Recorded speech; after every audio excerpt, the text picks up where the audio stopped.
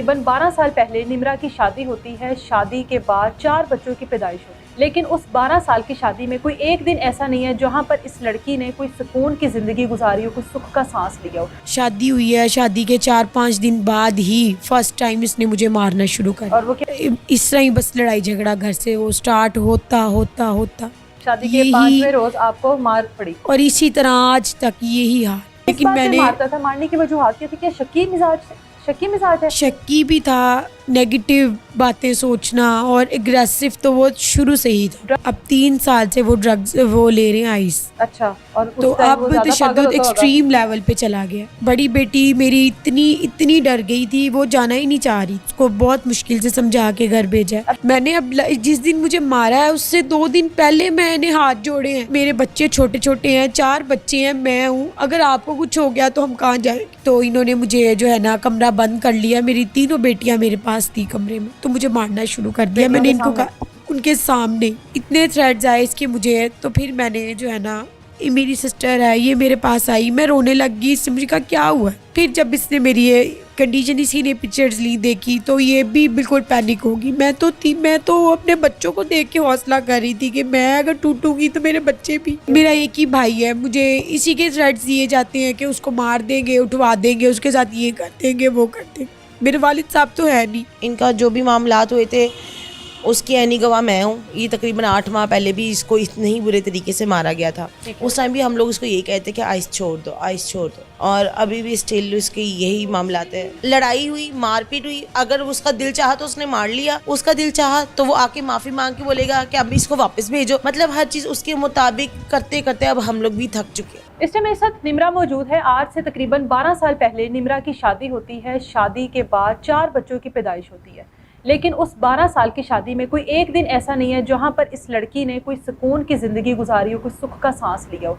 इस वक्त ये जिस हालत में मौजूद है, अगर मैं आप लोगों को वो हालत दिखाऊं ना तो वो नाकाबिले बर्दाश्त है। जिस हद तक बदतरीन तशद्दुद के बाद आज ये अपने मैके के घर में मौजूद है।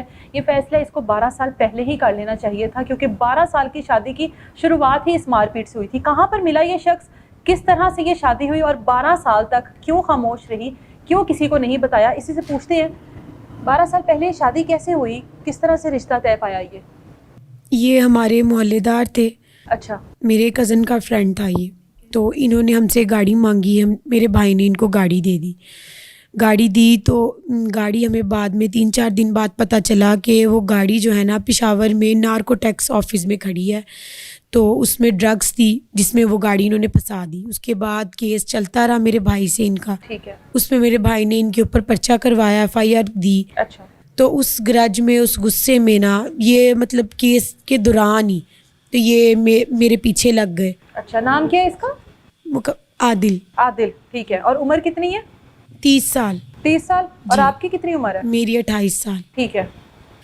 तो इन्होंने जो है ना मुझे बहलाया फुसलाया जैसे कहते हैं। मुझे यही कहा कि एक तुम्हारा भाई है तो शादी हो जाएगी तो केस भी ख़त्म हो जाएगा। ये क्योंकि ये हमसे थोड़े से हाई लेवल पे, सियासी लेवल पे थे, तो ये केस को दबाना चाह रहे थे। उसमें ये कह रहे थे कि हम तुम्हारे भाई को नहीं करोगी शादी तो फंसवा देंगे, ये कर देंगे। इसी सिलसिले में जो है ना शादी होगी मेरी। थ्रेड से टोटल शादी हुई है। शादी के 4-5 दिन बाद ही फर्स्ट टाइम इसने मुझे मारना शुरू कर। और वो क्या वजह थी? इनकी और हमारी लैंग्वेज डिफरेंट थी। तो कहाँ से ताल्लुक है इनका? ये मेवाती हैं, म्यू बरादरी है। और रहते रहाइश कहाँ पर है? ब्याह के कहाँ गई हो? ये फिरोजपुर रोड पे है जगह जी, लाहौर में। तो मैंने जो है ना इस तरह ही बस लड़ाई झगड़ा घर से वो स्टार्ट होता होता होता शादी के 5वें रोज आपको मार पड़ी और इसी तरह आज तक यही हाल है। महीने में 5 से 6 दफ़ा ऐसा सीरियस अटेम्प्ट करता ही है मारने वाला। आपने कभी जो नाकाबिले बर्दाश्त। है? मेरी वालदा है, वालिद नहीं है। मेरे वालिद साहब भी इसी उसमें टेंशन में, उनको ब्रेन हेमरेज हुआ, उनकी डेथ हो गई। तो आप वालदा से डिस्कस करती थी कि मैं अपनी जो शादीशुदा ज़िंदगी है वो इस तरह से गुजार रही हूँ? समटाइम्स ज़्यादा स्वेयर नहीं उनको बताती थी क्योंकि मेरी मदर हार्ट पेशेंट है। अच्छा। तो मुझे ये होता था कि इनको कुछ हो ना जाए। लेकिन मैंने मारता था, मारने की वजूहत क्या थी? क्या शक्की मिजाज है? शक्की भी था, नेगेटिव बातें सोचना और एग्रेसिव तो वो शुरू से ही था। ड्रग्स लेते हैं जी, पहले वो ड्रिंक करते थे। अब 3 साल से वो ड्रग्स वो ले रहे हैं आइस। अच्छा, और उस तो टाइम वो अब ज़्यादा पागल तशद्दुद होता होगा। एक्सट्रीम लेवल पे चला गया। अब नाकाबिले बर्दाश्त और नाकाबिले माफ़ी है, अब बर्दाश्त नहीं होता मुझसे। तो पिछले 3 सालों से कैसे बर्दाश्त कर? बहुत किया बर्दाश्त, जो अब किया लास्ट अटेम्प्ट, वो अटेम्प्ट टू मर्डर था अपनी तरफ से, क्या उसने मुझे झगड़ा मार ही था दिया। और किस चीज़ से मारता रहा है, क्या करता रहा है? जो मैंने आपकी वीडियो देखी है वो तो शायद मैं ऑन एयर भी नहीं कर सकती, जिस तरह आपके निशान है और जिस तरह आपकी टांगों की रंगत वो कर चुका है, किस चीज़ से मारता रहा, क्या वजह थी? और आप इन 12 सालों में 4 बार माँ बनी हो, आपके बच्चे भी होंगे, बच्चे भी देखते होंगे सारा कुछ। बच्चों पे इनका बहुत असर बुरा पड़ा है, वो भी इसी तरह एग्रेसिव ही रहते हैं, हो जाते हैं हमें देख देख के। कितने बेटे हैं? एक बेटा है 3 मेरा। बेटियां हैं, और बेटियां ये सारे मंजर देखती हैं। बड़ी बेटी मेरी इतनी इतनी डर गई थी, वो जाना ही नहीं चाह रही थी, उसको बहुत मुश्किल से समझा के घर भेजा है। अभी क्या लड़ाई हुई थी आप लोगों की? अभी क्यों इतना मारा है इनको उसने? लास्ट किस चीज़ टाइम से हमने मारा है? लास्ट जो है 6 मंथ पहले इनको रिहैब सेंटर भेजा था, ये आइस की इससे, ठीक है। क्योंकि ये बिल्कुल ही अपना आपा खो गए थे, समझ नहीं पा रहे थे कि क्या सही है क्या गलत है इस तरह से। तो हमने इनको रिहैब सेंटर भिजवा दिया। उसके बाद ये वापस आए तो 1.5-2 माह इन्होंने परहेज़ किया नहीं की, उसके बाद छुप छुप के स्टार्ट कर दी दोबारा, वही सारी प्रॉब्लम्स दोबारा घर में स्टार्ट होगी। ठीक है। मीन्स कि ये आइस से ही इनको नेगेटिव ही आती थी। लाइक क्लॉक में कहते थे कैमरा है, मेरा फ़ोन हैक है, अगर एलईडी सिंपल एलईडी चल रही है तो ये कहेंगे नहीं नहीं ये एलईडी में कोई डिवाइस फिट है, कुछ इस तरह से ज़हनी तौर पर जी वो इस तरह से हो गए। डिसेबल हो गए थे, समझ नहीं पा रहे थे कि क्या सही क्या गलत। तो मैंने इनको बहुत कन्विंस किया कि हम जो है ना दोबारा से कंसल्ट करते हैं, तो डॉक्टर से जो जाके आपकी मेडिसिन स्टार्ट करते हैं, लेकिन इन्होंने मेरी बात नहीं सुनी और मुझे कहा मैं कर ही नहीं रहा, अच्छा जबकि सारे सिम्टम्स वही पहले वाले ही थे। अच्छा। तो मैं इनको यही कह रही थी कि अगर आप कर रहे हैं तो खुदा का वास्ता हम पे, मेरे बच्चों पे रहम खाएं, हमारा कौन है आपके अलावा। अभी तक बच्चों आप का इतना तो ख्याल करती थी? मैंने अब जिस दिन मुझे मारा है उससे 2 दिन पहले मैंने हाथ जोड़े हैं कि मेरे बच्चे छोटे छोटे हैं, 4 बच्चे हैं, मैं हूँ, अगर आपको कुछ हो गया तो हम कहाँ जाएंगे, हमारा कौन बनेगा। तो हम रिहैब सेंटर की जो डॉक्टर हैं, डॉक्टर गुलराना, उनके पास जाते हैं और कंसल्ट करते हैं और सेशंस लेते हैं, तो बेहतरी की तरफ मामला चलेंगे। इन्होंने कहा नहीं मैं तो कर ही नहीं रहा। तो उसके 2 दिन बाद जो है ना, मैं ड्राइंग रूम की सफाई जब करने के लिए गई तो मैंने देखा कि वो बॉटल पड़ी हुई है जिसे ये आइस करते थे। तो मैं उधर ही मैं बैठ गई, मैं रोने लग गई कि ये क्यों दोबारा कर रहे हो या क्या। इसको ये डर था कि ये अब बाहर दोबारा बता देगी या कहेगी या मुझे दोबारा ना भिजवा दे रिहैब सेंटर। तो इन्होंने मुझे जो है ना कमरा बंद कर लिया, मेरी 3 बेटियां मेरे पास थी कमरे में, तो मुझे मारना शुरू कर दिया। मैंने इनको कहा उनके सामने, तो वो देख रही थी बेड के नीचे, मेरी बेटियां चीखें मार रही थी कि बेड के नीचे थी। वो छुप गई थी जब मुझे मारना शुरू किया। रेंच था इनके हाथ में, लोहे का रेंच था और एक हाथ में पिस्टल था। तो मुझे मारना शुरू कर दिया दरवाज़ा बंद करके। मैंने इनको कहा कि मैं नहीं किसी को भी बताती, ना मारो, तो मुझे ना मारे, लेकिन 2-2.5 घंटे मुझे इन्होंने मारा है।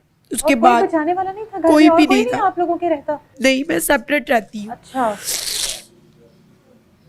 तो मैं उसके बाद भी मैंने अपने घर नहीं बताया।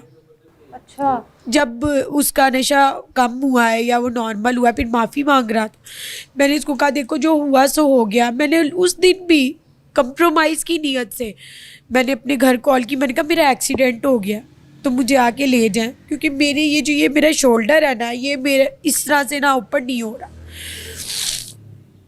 मैं आई हूँ, मैंने आके भी मुझे 10 मिनट ही घर हुए हैं, तो मेरी अम्मी के नंबर पे कॉल आ गई कि जो है ना मैं तुम्हें लेने आ रहा हूँ, तुम बता दोगी तुम। मैंने कहा मैं किसी को नहीं बताऊंगी, मुझे एटलीस्ट रेस्ट तो करने दो जी। अच्छा। मैं इसी नीयत से आई थी कि मैं ठीक हो जाऊंगी तो मैं चली जाऊंगी, लेकिन इसके मुझे थ्रेड्स आने लग गए, इतने थ्रेड्स आए इसके मुझे। तो फिर मैंने जो है ना, ये मेरी सिस्टर है, ये मेरे पास आई, मैं रोने लग गई। इससे मुझे कहा क्या हुआ है। फिर जब इसने मेरी ये कंडीशन, इसी ने पिक्चर्स ली देखी, तो ये भी बिल्कुल पैनिक होगी। मैं तो अपने बच्चों को देख के हौसला कर रही थी कि मैं अगर टूटूंगी तो मेरे बच्चे भी। फिर हम मेडिकल उसके लिए गए हैं, हॉस्पिटल गए हैं जिना, उन्होंने इतना जलील किया है, इतना जलील किया है। मेरे आँख से लेके मेरी फर्स्ट इंजरी यहाँ से स्टार्ट होती है और मेरी ये पाँव तक सारी मैं ज़ख्मी थी। उन्होंने हमें इतना जलील, कभी उस डॉक्टर के पास, कभी वहाँ, कभी उसके ऑफिस चले जाए, कभी वहाँ से साइन। आज 12वां दिन है।